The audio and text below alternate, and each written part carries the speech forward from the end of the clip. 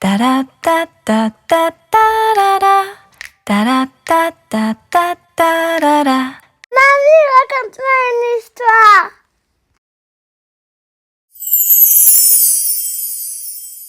Aujourd'hui, Mamie va te raconter l'histoire de Cendrillon. Il était une fois une jeune fille qui vivait heureuse avec des parents aimants. Malheureusement, un jour, sa maman tomba malade et la fillette se retrouva seule avec son père. Après plusieurs mois de deuil, le brave homme se résolut à se remarier. Il épousa une veuve qui avait 2 jeunes filles.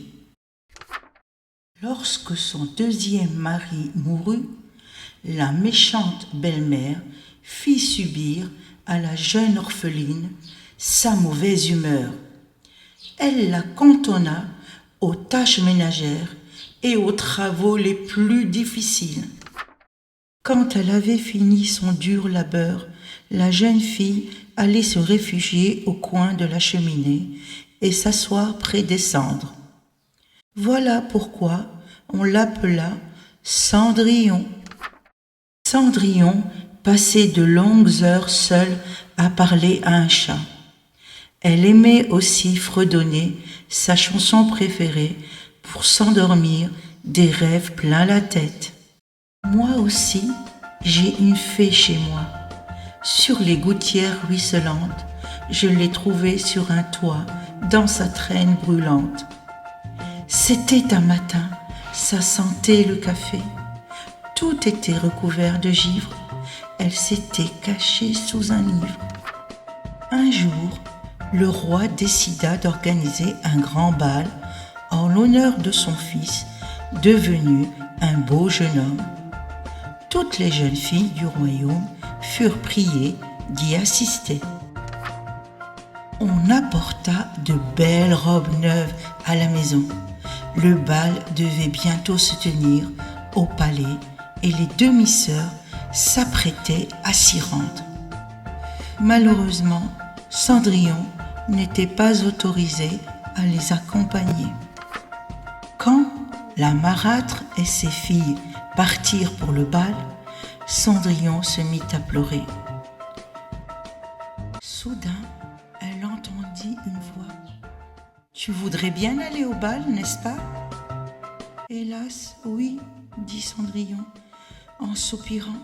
« Sèche tes larmes, ton désir sera exaucé. » Une fée apparut, qui n'était que sa marraine. Elle prit une citrouille dans le jardin et, d'un coup de baguette magique, fut aussitôt transformée en un beau carrosse doré.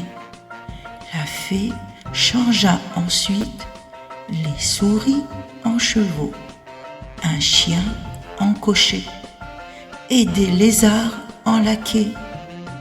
Cendrillon pouvait à peine en croire ses yeux.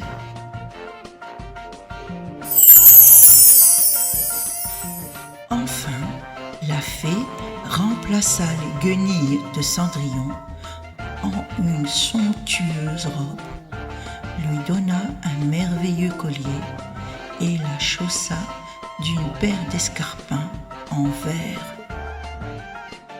Sa marraine, la fée, lui ordonna « Sois de retour avant la fin des 12 coups de minuit, car, après minuit, tout redeviendra comme avant. » Cendrillon partit pour le bal dans le carrosse doré.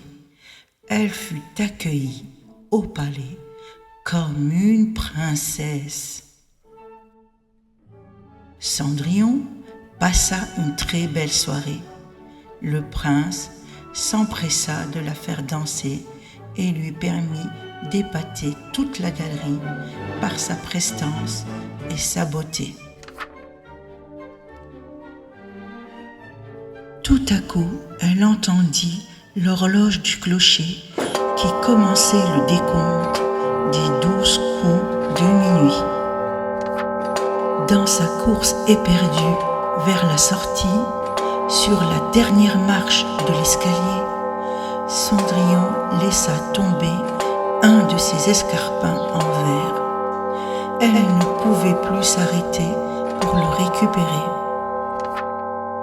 Mais le prince, ne pouvant la rattraper, dut se résoudre à le ramasser et à ordonner à ses ministres de retrouver la fille à qui l'escarpin de verre appartenait.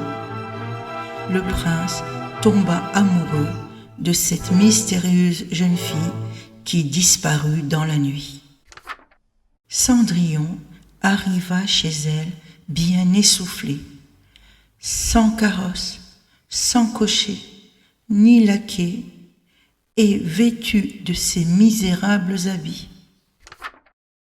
Tout redevint comme avant, sauf le deuxième escarpin qu'elle put garder en souvenir de cette merveilleuse soirée. Le roi ordonna de faire essayer la chaussure de verre à toutes les filles du royaume. Mais en vain. On finit par la faire essayer aux deux sœurs. Hélas, elles ne réussirent pas à y faire entrer leurs pieds. Cendrillon, qui assista à l'essayage, reconnut sa chaussure et dit timidement : « Puis-je à mon tour voir si elle ne m'irait pas ?» Les deux sœurs se mirent à rire aux éclats et à se moquer d'elle.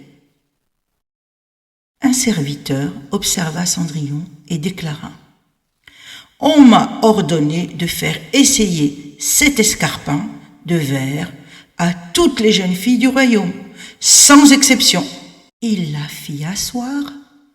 En approchant l'escarpin de son petit pied, il vit qu'il y entra sans peine. À la grande surprise de toute l'assistance, l'escarpin de verre alla parfaitement aux pieds de Cendrillon. L'étonnement du prince fut encore plus grand quand l'élu de son cœur tira de sa poche l'autre escarpin qu'elle s'empressa de mettre à son pied. La marraine fée, là-dessus, revêtit Cendrillon de sa robe de princesse. Quelques jours plus tard, Cendrillon épousa le prince et vécurent heureux. Merci, mamie. Si vous avez aimé cette vidéo, je vous invite à mettre un pouce en l'air, à la partager et à laisser un commentaire. Abonnez-vous à la chaîne.